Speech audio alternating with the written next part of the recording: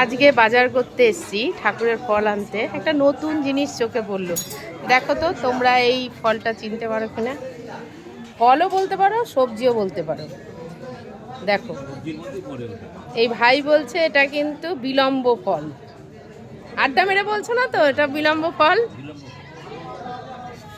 এটা নাকি বিলম্ব ফল।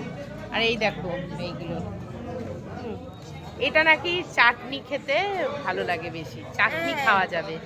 হ্যাঁ, একটু টক টক, ডাল খাওয়া যাবে, চাটনি খাওয়া যাবে। এটা তো আগে কোনোদিন দেখিনি, এই প্রথম দেখছি। আর এটা কিভাবে বিক্রি করো, শ না কেজি হিসাবে? কত করে শ? ও, 10 টাকা শ। একটু নিয়েই যাই, দেখি জিনিসটা কি। ঠিক আছে, দেখা যাক। এই যে কত বড় বড়, এটা তো নষ্ট হয়ে গেছে। যাই হোক, তোমরা আগে কোনোদিন দেখেছো কিনা জানিও। দেখো বড় বড়।